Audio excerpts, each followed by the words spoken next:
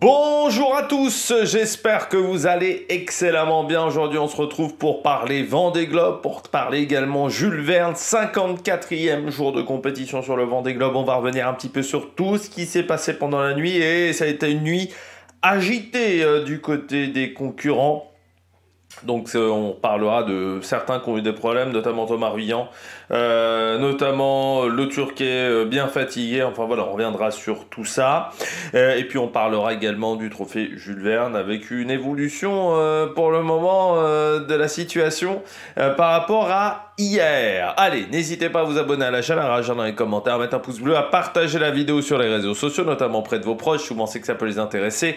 Dans les commentaires, n'hésitez pas à me dire qui vous a plu, qui vous a déçu. Quand vous vous abonnez à la chaîne, vous pouvez rajouter la petite cloche, comme ça vous êtes au courant des dernières vidéos qui sortent sur la chaîne, notamment des vidéos cyclisme, du Vendée Globe, du Dakar également, qui démarre sur la chaîne. Si vous avez les moyens que vous voulez soutenir mon travail, vous pouvez faire un super thanks. Puis le deuxième moyen de me soutenir, c'est de cliquer rapidement sur les miniatures, sur les notifications dès que vous les voyez dans bien votre page YouTube personnelle. On commence tout de suite avec ce Vendée Globe, 54e jour de course et aussi ce record du côté du Jules Verne avec en ce moment la situation de Sodebo. Alors ça fait depuis 2 jours que Sodebo a un début d'océan Indien qui n'est pas évident et comme je vous l'avais dit, Francis Joyon avait eu des mers du Sud plutôt gentillettes avec lui. C'est-à-dire que la situation s'est donc inversée. Hier, il y avait quasiment 600, il y avait 900 km à peu près d'avance, et bien on en a perdu plus de 400. Voilà, dans la journée, on n'a plus que 271 000 d'avance pour Sodebo. Alors on est toujours en avance sur le record, mais ça montre que les conditions sont difficiles, notamment avec un petit peu de mer et surtout un vent qui n'est pas si énorme que ça. On a 18-19 nœuds, un peu plus en rafale comme vous pouvez le voir, même beaucoup plus en rafale, mais c'est un vent qui est assez instable, ça veut dire donc pas facile de trouver le meilleur endroit pour passer. Et puis on peut pas descendre non plus très bas parce que comme on l'a vu avec les concurrents du Vendée Globe, eh bien il y a pas mal d'icebergs et de brawlers, donc vous pouvez pas descendre beaucoup plus bas que voilà, au niveau de l'Antarctique. Donc il faut faire très attention voilà, de ce côté-là, avec une situation météo qui va évoluer un petit peu dans la journée, avec une dépression qui va essayer de leur passer dessus. Mais ouais, du vent instable, bien plus instable que ce qui était prévu ces derniers jours, donc c'est des conditions assez musclées. Et par rapport à Francis Joyon qui avait fait des très très grandes journées, vous voyez 872 000 notamment sur les dernières 24 heures à ce moment là pour Eddy Export, et bien de l'autre côté on n'est qu'à 716 000 de parcourus, et la différence elle se fait aussi sur la distance sur le fond et la distance en VMC qui est moins bonne aussi. Donc voilà, c'est tout simplement compliqué voilà, pour Sodebo en ce moment d'avancer par rapport à ce qu'avait fait Francis Joyon qui était dans ses meilleures journées à ce moment-là lors de sa tentative de Jules Verne. Et puis les conditions durcissent à l'intérieur du bateau. Comme vous pouvez le voir, 7,5 degrés en ce moment sur le bateau en termes de température dans l'air, 4,5 degrés dans l'eau, donc ça veut dire que c'est humide, c'est frais à l'intérieur des bateaux et ça rend les conditions extrêmement compliquées, notamment pour manœuvrer. Donc voilà, un début d'océan Indien pas facile pour le moment pour les concurrents de tête. Du côté du Vendée Globe, vous voyez là aussi la météo n'est pas vraiment à l'avantage des concurrents, avec peu de vent pour les concurrents de tête, mais ça va réaccélérer là dans les prochaines heures, donc ça va leur permettre d'augmenter un petit peu le tempo. On nous annonce pour le moment, on a eu les premières estimations de temps d'arrivée, les ETA, donc ce sont des estimations, on fait un calcul assez savant pour savoir quand les concurrents vont arriver. C'est un mot que vous allez souvent entendre dans les jours à venir. Eh bien, l'estimation pour le moment est compris entre le 14 et le 16 janvier. Voilà, donc ça veut dire qu'on battrait le record du côté de Charlie Dalin et Johan Richomme. Donc, estimation de l'heure d'arrivée, enfin du temps d'arrivée, entre le 14 et le 16 janvier. Bien entendu, ça va s'affiner au fur et à mesure des jours. Plus on se rapprochera de l'arrivée, plus cette estimation va s'affiner, mais ça veut dire qu'il reste plus tant que ça de jours de course. Ça laisse aller 12-14 jours de course, donc à peine 2 semaines. Dans 2 semaines, peut-être qu'au moment de l'arrivée du Dakar, eh ben, on aura également l'arrivée des concurrents du Vendée Globe, donc ça va être une journée peut-être intense dans 2 vendredis avec l'arrivée des 2 courses, mais voilà, Charlie Dalin qui est en train d'accélérer un petit peu le tempo, hein. L'écart s'est réagrandi entre Johan Richomme et Charlie Dalin par rapport à hier, on le voit, et puis un vent voilà, qui va se renforcer dans les heures à venir, mais on y reviendra du côté du classement général. Derrière, c'est très instable, c'est très instable, ce qui a même posé des gros problèmes à Thomas Ruyant, mais vous voyez, donc il y a ce gros front qui s'est formé là du côté de l'Argentine. Et eh bien ça a mis un vent assez intense. Les concurrents du groupe, pour la plupart, ont tenté d'y aller plein nord.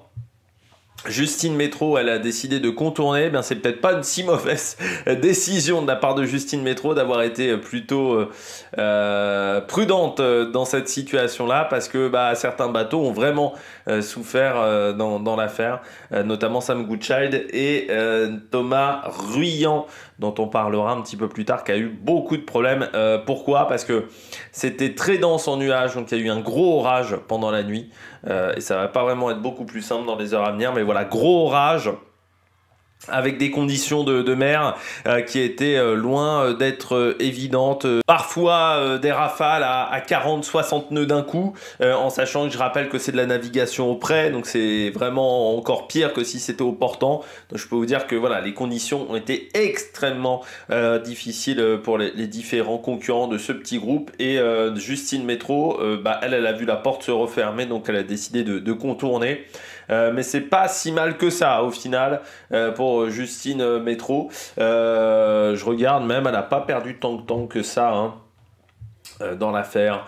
Oui, elle est on va dire à 200 000 de la tête, donc c'est pas non plus une catastrophe. Enfin, de la tête de ce groupe-là, c'est loin d'être une catastrophe. Derrière, on est dans du vent faible désormais pour Benjamin Dutreux, Clarisse Kremer, Samantha Davis. Voilà, fin du vent fort qui les a poussés jusqu'à la sortie de ce cap Horn. Et maintenant, voilà, là aussi, la remontée de l'Atlantique, avec ce début d'Atlantique qui n'est pas simple, avec assez peu de vent pour eux, mais vent qui va un petit peu augmenter. Donc ils vont même avoir du portant là, donc ils vont pouvoir, je pense, quitter cette zone-là assez vite.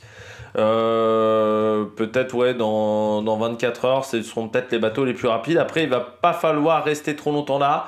Samantha Davis, elle va peut-être être bloquée, elle, dans de la molle, et voir le petit groupe derrière revenir, c'est-à-dire le groupe Athanasio Seguin revenir sur elle dans les heures à venir.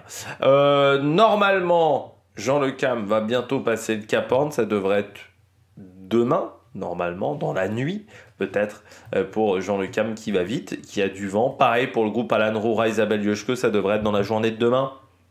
Un petit peu plus tard dans la journée, où ça devrait passer le Cap Horn, et peut-être 3 jours, encore 4 jours pour le groupe Benjamin Ferré, donc encore un petit front, je pense, va leur passer dessus, et puis après il devrait être un petit peu catapulté vers le Cap Horn, avec un vent qui devrait être plutôt constant dans les prochaines heures, voilà, pour eux. Et avec un Cap Horn qui devrait être peut-être musclé pour eux, avec pas mal de vent. Donc il faudra faire attention pour eux dans les heures à venir. Et puis derrière, on retrouve Oliver Air, toujours dans des conditions... Enfin, lui, il a un Pacifique qui est catastrophique. C'est terrible pour le Suisse, parce que il a vraiment des conditions catastrophiques. Ça n'avance pas pour Oliver Air. Voilà, depuis 5 jours, 6 jours. C'est là, sur la semaine, il a dû faire une semaine où il a dû faire, je sais même pas s'il a fait 1000 milles dans la semaine. Enfin, ça a été vraiment très compliqué pour lui. Et puis Jing Kun-Chiu et Antoine Cornic qui suivent et qui remontent donc sur le concurrent suisse de plus en plus. On a derrière Manuel Cousin et Fabrice Amedo qui sont extrêmement proches en ce moment, et qui sont repassés sous la barre des 7000 des 7000 milles de retard. Et Dennis Van Wijnberg, eh bien, qui continue à avancer, et qui lui aussi redit un petit peu son retard en ce moment, le concurrent belge. On va commencer même par Dennis Van Wijnberg, qui est en ce moment dans des conditions assez calmes. Ça devrait rester comme ça pendant au moins un jour et demi du côté de ses derniers concurrents. Eh bien, Dennis Van Wijnberg, il a dû réparer son safran, le safran tribord qui était endommagé légèrement, donc il a attendu que le vent soit un petit peu plus faible pour pouvoir réparer son safran tribord, réparation qui s'est bien passée pour le Belge, donc pas de soucis de ce côté-là. Après, il faut rappeler, hein, certes, il n'est, certains diraient que dans le début du Pacifique, oui, mais il a déjà 54 jours de navigation, et le bateau, ça fait depuis 54 jours qu'il avance, donc forcément, il y a de l'usure et des problèmes. Donc, Dennis Van Wijnberg qui a mi-parcours, hein, donc encore une fois, il est plutôt parti pour être aux alentours de 100-105 jours de compétition. Peut-être 110, hein, si les conditions sont pas si évidentes que ça, eh bien, il essaye voilà, de progresser pour le moment, le concurrent belge. Donc voilà, petit souci de safran, mais qu'il a réussi à régler, ce qui lui a pas coûté beaucoup de temps hein, par rapport à Amedeo et Cousin. Amedeo et Cousin qui ont pu se voir, qui se sont retrouvés côte à côte. Voilà, comme vous le voyez, ils sont extrêmement proches l'un de l'autre. Donc ils ont pu parler à la VHF, discuter, ce qui a été, on va dire, un petit peu quelque chose d'habituel sur ce Vendée Globe, d'avoir des concurrents très proches qui puissent se discuter l'un à l'autre. Il n'y a pas eu vraiment beaucoup de concurrents très isolés hein, sur ce Vendée Globe. À chaque fois, il y avait toujours un copain qui était pas très loin, ce qui est intéressant parce que ça permet de comparer sa vitesse, ça permet de comparer son niveau de performance, mais de l'autre côté, sur un Vendée Globe, on recherche aussi de temps en temps un petit peu l'aventure, la solitude, l'isolement, et là, bah, c'est vrai que sur ce Vendée Globe à 40, ça n'a pas vraiment été le cas. On poursuit avec du côté des derniers concurrents, enfin des concurrents notamment à dérive droite. Anniversaire de Guirec Soudé aujourd'hui. Tiens, déjà, ça c'est une bonne nouvelle.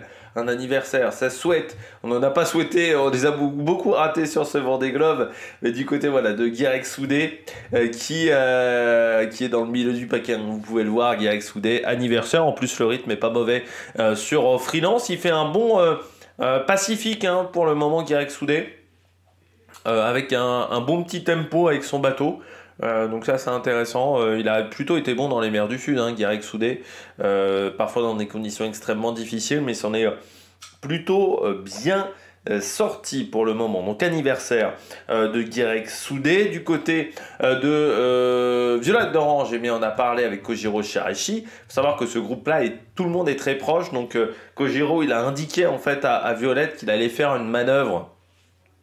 Donc passer pas très loin d'elle, voilà, donc il l'a informée, et donc il a pu discuter un petit peu avec elle, qui a fait pour l'instant un bon Vendée Globe, hein, Violette d'Orange. C'est vrai qu'elle est certes avec un bateau qui a été très performant sur les dernières éditions, mais quand même on voit qu'il y a la dernière édition était un petit peu un leurre au niveau du rythme des bateaux à foil, et on voit que là les bateaux à foil s'en sortent extrêmement bien sur ce Vendée Globe, mais elle fait quand même une belle course. Et puis parce qu'elle est 25e, il y a quand même pas mal de bateaux à dérive droite qui sont derrière elle.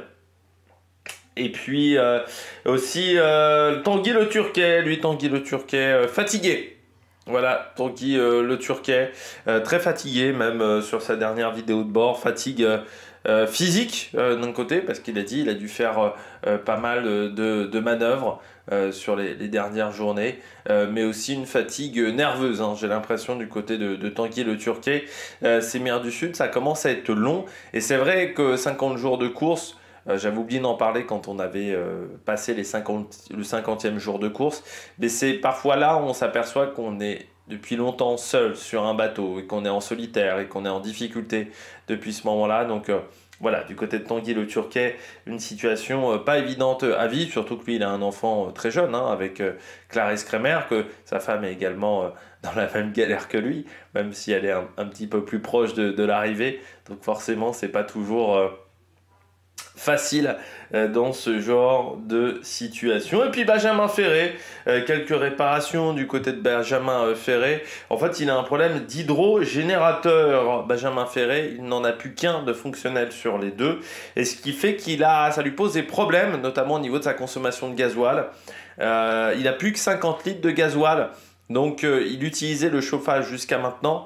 Benjamin Ferré ne peut plus l'utiliser parce que son système de chauffage lui est lié au système, enfin au moteur de son bateau. Donc comme il n'a plus que 50 litres de gasoil, il est obligé désormais de naviguer sans chauffage. Et autant vous dire que quand il fait 6 degrés à l'intérieur, dans l'air, 6 degrés dans l'air, c'est que dans le bateau, il fait peut-être 8, 9 degrés grand maximum, donc il fait extrêmement froid dans les bateaux pour le moment du côté de Benjamin Ferré. Il n'y a pas eu de nouvelles annonces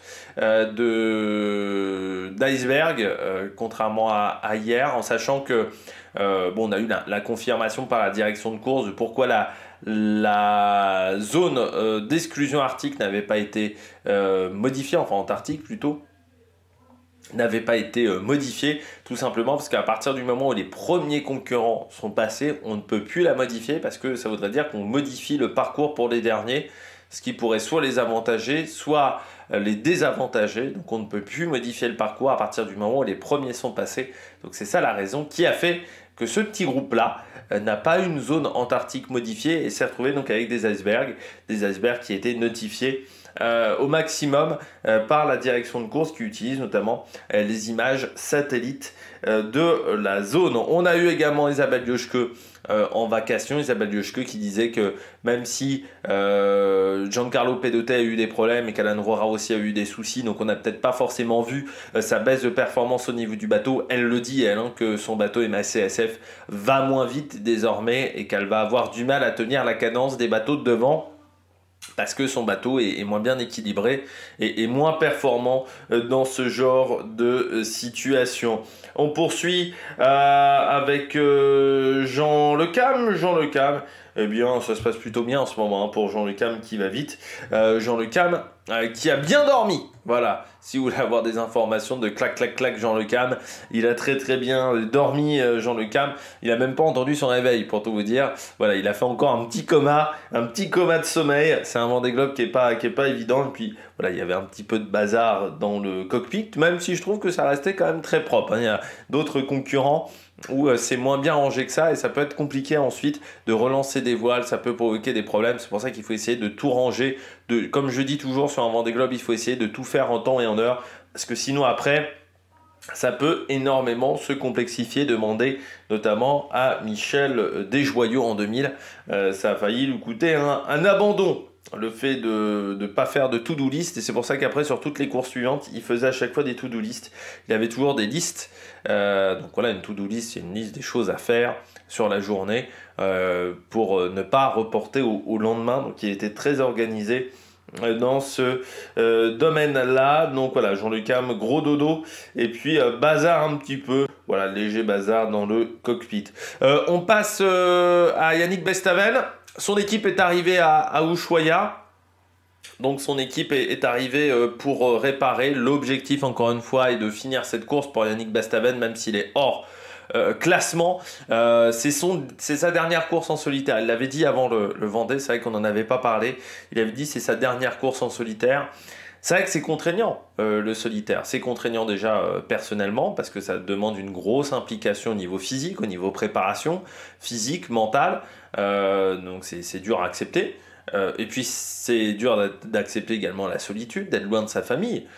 Ça c'est pas toujours évident. Vous êtes loin de votre famille pendant 70-75 jours, faut l'accepter. Et puis c'est dur également pour votre famille. C'est-à-dire qu'il y a pendant 8 semaines, 9 semaines, 10 semaines, même plus, votre famille ne peut pas dormir correctement, vos enfants, votre femme ne peut pas dormir correctement parce qu'il y a toujours un petit peu cette crainte, des problèmes, des gros problèmes.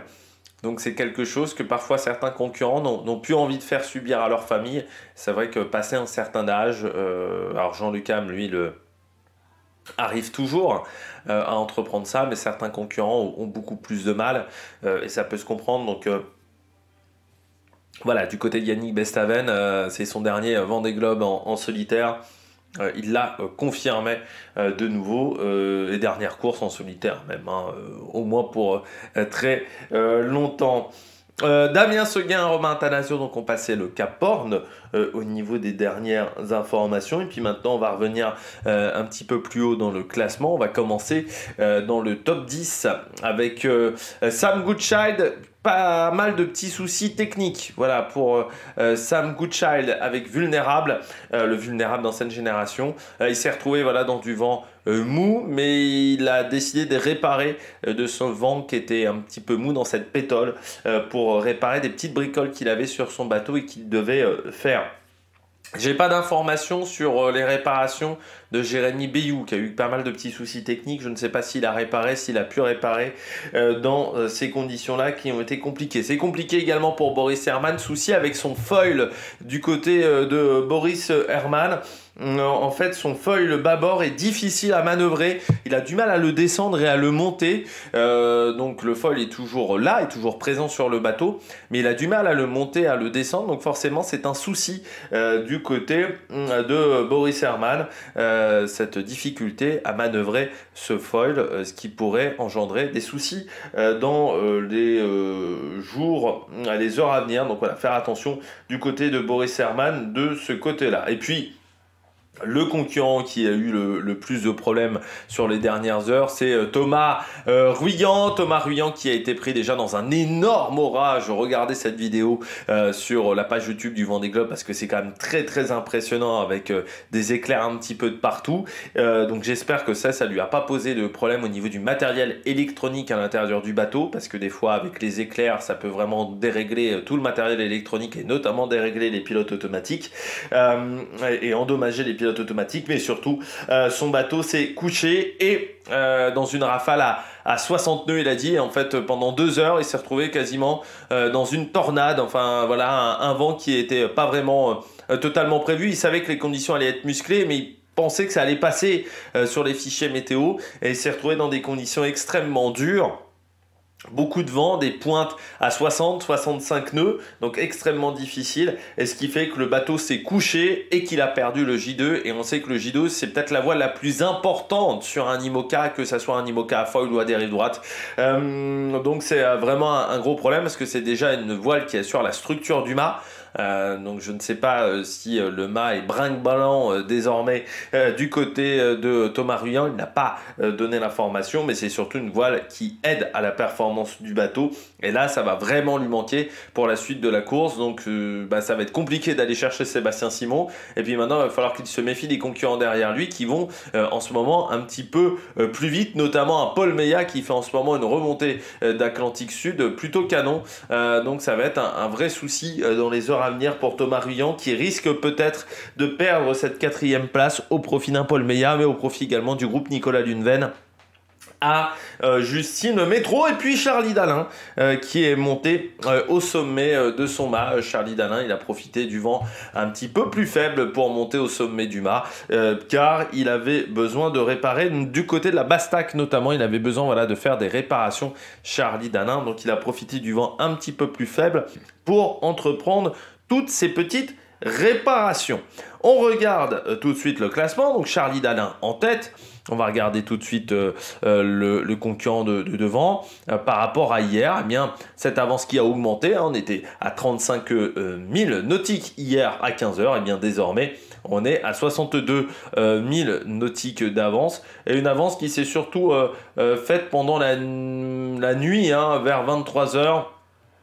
Et 23h et 3h, 7h du matin, vous voyez, c'est là où il a pris beaucoup d'avance. Désormais, ça s'est stabilisé. On peut même voir hein, que sur les 4 dernières heures, on avance à 42,6 contre 46,8. Voilà, donc Charlie Dalin va toujours un petit peu plus vite que Johan Richomme. Mais c'est pas non plus un rythme tonitruant pour ces bateaux-là. 186 000 de parcouru pour Charlie Dalin contre 152 pour Johan Richomme. Donc voilà, 30 000 de moins pour le concurrent de Paprec Arkea, donc forcément ça a fait une petite différence, en sachant que même Sébastien Simon est allé plus vite, et ce qui a permis à Sébastien Simon de remonter à 339 000 désormais, même s'il a perdu un petit peu de son avance, il a reperdu un petit peu sur les 4 dernières heures. Mais lui, qui était repassé au-delà des 400 000, voilà, au 1er janvier, mais qui était quand même à 346 000, eh bien, il a encore regagné un petit peu, avec désormais 340 000 de retard. Donc voilà, 5-6 000 de gagné en plus pour Sébastien Simon par rapport à ses petits camarades, qui est toujours hein, plus à l'ouest que ses petits camarades. Hein, c'est toujours sa trajectoire. Ce qui lui permet d'avoir pas mal de vent, mais aussi un petit peu plus de trafic, surtout quand on va se rapprocher du Brésil. Et il va falloir de toute manière à un moment remonter vers l'est, car il va falloir contourner une partie du Brésil. Voilà cette proéminence du côté du Brésil qu'il va falloir contourner. Donc Thomas Ruyant 4e, mais pas mal de problèmes techniques du côté de Thomas Ruyant. Seulement 213 000 de parcouru sur les 4 dernières heures, sur les 24 dernières heures. C'est moins que la plupart des camarades qui sont derrière lui, avec 48 000 de parcouru sur les 4 dernières heures. Ça, c'est pas mal. Il a relancé la machine, mais c'est vrai que la nuit a été éprouvante, difficile pour Thomas Ruyant. Et il y aura des réparations à faire parce qu'il a encore des morceaux de J2 qui étaient en sommet de mât. Donc, c'est des choses qu'il va falloir retirer du côté du bateau. Le J2, inutilisable. Hein. Il ne pourra pas le réparer, ce J2. Parce que la voile est complètement détruite, hein, elle est partie vraiment en lambeaux du côté de Thomas Ruyant. Derrière, Paul Meillat qui fait en ce moment un début de sortie de Cap Horn, un début d'Atlantique Sud vraiment excellent. Sur Biotherme, qui est revenu à moins de 1500 000 de retard, c'est-à-dire qu'il va plus vite également que les concurrents de devant, et surtout il revient sur Thomas Ruyant. Pour le moment, l'écart est aux alentours de 150 000, hein, donc c'est vraiment pas grand-chose. Thomas Ruyant avait réussi à s'envoler sur la fin du Pacifique, et bien l'avance qu'il avait récupérée sur la fin du Pacifique, il est en train de la perdre. Et vous voyez, hein, la courbe de Thomas Ruyant, elle est pas très belle, avec pas mal de petits virages pour réparer. Derrière, donc Paul Meillat, qui a réussi à un petit peu s'isoler du groupe de 4 derrière lui. Groupe de 4 emmené par Nicolas Lundven avec Jérémy Bayou, ces concurrents-là qui vont un petit peu plus vite eux aussi que Thomas Ruyant, notamment Jérémy Bayou, 273 000 quasiment de parcouru, Boris Herman 274, 275 et Sam Goodchild 280 000. Donc tous ces concurrents-là qui vont plus vite que Thomas Ruyant pour le moment. C'est un petit peu plus compliqué pour Justine Métro. Alors vous voyez, la vitesse est plutôt bonne, 296 000 de parcouru, mais elle est obligée de contourner cette dépression, ce qui est surtout la zone molle à l'intérieur de cette dépression, ce qui fait qu'elle fait plus de chemin que ses petits camarades. Elle est obligée de s'éloigner un petit peu de la route idéale, alors que ses petits camarades, eux, sont proches de la route idéale. C'est-à-dire que certes, elle va un petit peu plus vite en termes de nombre de milles, mais en fait, sa VMC est moins bonne. Vous voyez, la VMC de Boris Herman est de 10.9, alors que sa VMC à elle est un nœud en dessous, est à 9.9. Donc, c'est-à-dire qu'elle avance moins vite au final que les concurrentes devant, même si elle fait plus de 1000 nautiques parcourus sur les 24 dernières heures. Et la différence se voit nettement encore. 7 points vides sur les 4 dernières heures pour Boris Herman contre 6.3. Donc vous voyez que la différence est aussi sur les 4 dernières heures. Derrière, on retrouve le petit groupe avec Benjamin Dutreux et Clarisse Kremer. Les duettistes, ça avance quand même pour les deux. 346 000 pour Clarisse Kremer, 344 pour Benjamin Dutreux. Et toujours à vue, les deux. Seulement 4000 nautiques de différence. Donc les deux sont encore extrêmement proches l'un de l'autre. Pour Samantha Davis, ça avance un petit peu moins vite, 261 000. C'est plus compliqué que pour elle pour contourner les îles Falkland pour le moment pour Samantha Davis. Romain Attanasio, donc lui et Damien Seguin sont passés. J'ai même pas regardé avec combien de retard. Je vous ai pas dit, ça peut être intéressant de savoir le retard des deux. Je vais regarder ça tout de suite avec les actualités sur le site du Vendée Globe. Hop là, est-ce que je vais avoir les temps? Alors là, j'ai les ETA. Hop, les temps de passage, voilà, au Cap Horn. Ils sont passés donc en 53 jours et 18 heures pour Romain Attanasio, Damien Seguin, 53 jours et 20 heures. C'est-à-dire qu'il y a un peu plus d'une heure et de 2 heures et demie d'écart, voilà, entre les deux. Mais avec Romain Attanasio, il est passé avec 1 jour et demi de retard hein, sur Samantha Davis. Donc ça va être dur d'aller la rechercher voilà, en termes d'écart. Ça serait marrant quand même que les deux se retrouvent côte à côte. Parce que les deux ont été ensemble. Hein, pour ceux qui ne le sauraient pas, Romain Attanasio et Samantha Davis, ça serait marrant. Quand même. Et Damien Seguin, toujours le bateau le plus rapide. Ça fait 3 jours hein, d'affilée qu'il est le bateau le plus rapide. 438 000 de parcouru sur les 24 dernières heures. C'est donc mieux que Romain Attanasio. 396. Donc voilà, encore une quarantaine de milles de plus pour Damien Seguin par rapport à Romain Attanasio. Derrière Jean-Luc Ham est rapide également, 358 000 de parcouru, mais c'est un petit peu plus lent depuis 4-5 heures. Voilà, du côté de Jean-Luc Ham, il va un petit peu moins vite. Derrière Alan Roura, qui a retrouvé des couleurs, 328 000, quasiment 329 000 de parcouru, et qui est en train de lâcher Pedoté, Giancarlo Pedoté, et surtout Isabelle Iochke, 273 000 seulement de parcouru, et Giancarlo Pedoté, 298 000, c'est moins que Alan Roura, encore une fois, 328 000 de parcouru, donc ça commence à faire des petites différences, ça fait quasiment 50 000 d'écart par rapport à Isabelle Iochke, donc ça commence à faire une petite avance du côté du Cap Horn, et puis Benjamin Ferré qui continue d'avancer, 355 000 de parcouru, ce qui fait qu'il a peut-être rattrapé, oui, il est deuxième bateau à dérive droite, mais pas très loin de Jeannot Le Cam dans l'affaire. Et puis vous avez ce petit groupe de fous furieux hein, toujours ensemble avec donc Tanguy Le Turquet qui est là, que Sébastien Marseille qui est monté plus au nord. Il a dit c'est un choix de monter plus au nord, déjà pour réparer tout son système d'hydrogénérateur, mais aussi parce que voilà, il voulait prendre un petit peu moins de risques que ses camarades. Et puis on retrouve Éric Bellion, Louis Duc, voilà, tout le monde se tient en vraiment pas grand chose. Violette d'Orange, quasiment 300 000 parcourus dans la journée. Guirec Soudé qui va vite, qui remonte un petit peu de l'arrière. Et Arnaud Boissière qui disait qu'il commence à parler à son bateau. Donc c'est là où il voit que la solitude a un impact.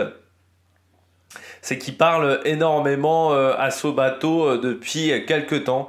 Voilà, il lui dit d'avancer, voilà, il essaye de discuter avec son bateau, donc il voit que la folie commence à poindre. Non, mais la solitude est là, forcément, au bout de plus de 50 jours de compétition. Et puis donc Oliver Air va derrière 100 000 à peine de parcouru, mais encore une fois dans des conditions vraiment très compliquées hein, pour Oliver Air, coincé dans cette zone de molle, 131 000.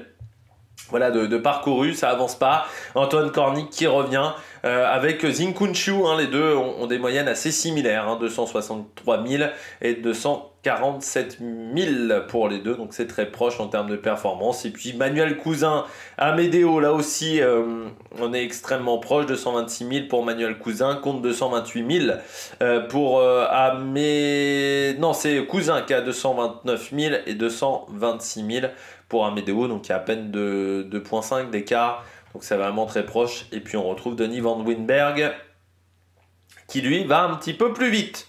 Voilà, hein, une cinquantaine de milles plus rapide pour Denis Van Winberg par rapport à ses petits camarades devant. On regarde les statistiques sur les 24 dernières heures. Eh bien, ça va plutôt pas mal en termes de vitesse pour Damien Seguin, encore une fois. Bateau le plus rapide de la flotte pour le moment, 438 000 de parcouru.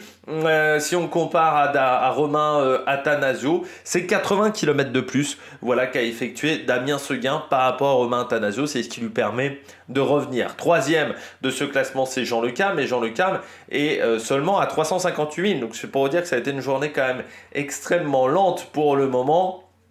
Et Jean Le Cam, donc, qui a parcouru 150 km de moins que Damien Seguin. Et Benjamin Ferré, il n'est pas très loin de Jean Le Cam, il y a seulement 4000 d'écart, il est quatrième. On retrouve ensuite Clarisse Kremer, qui a quasiment fait le même nombre de milles que Tanguy Le Turquet, 346 000 contre 344. On retrouve ensuite Benjamin Dutreux, Guirec Soudé, Conrad Coleman qui avance toujours vite avec son bateau, et puis Alan Roura. Charlie Dalin est leader depuis 190 fois, Johan Riffchaum a été leader 76 fois, et l'écart entre le premier et le dernier s'est réduit, 13 637 km désormais, donc on a perdu 200 000, 300 000 hein, quand même pour Charlie Dalin d'avance par rapport à Denis Van Winberg, et par rapport au record, 1700 km, donc là l'écart s'est stabilisé par rapport à hier, et Charlie Dalin désormais 4106 000 nautiques de retard, enfin de distance jusqu'à l'arrivée. C'est sa distance jusqu'à l'arrivée, donc il va passer sous les 4000 milles de l'arrivée désormais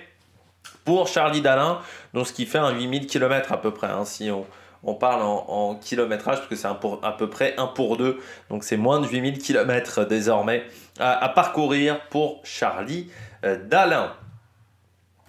Eh bien, j'espère que vous avez aimé cette vidéo. Si vous avez aimé cette vidéo, n'hésitez pas à vous abonner à la chaîne, à réagir dans les commentaires, à mettre un pouce bleu. Le Dakar, la présentation de la Bahrain Victorious ce soir à 21h. Et puis, ben voilà, ça c'est la suite du programme sur la chaîne. Le Dakar, ça sera vers 17h30, 18h. Allez, ciao ciao sur la Mec Production.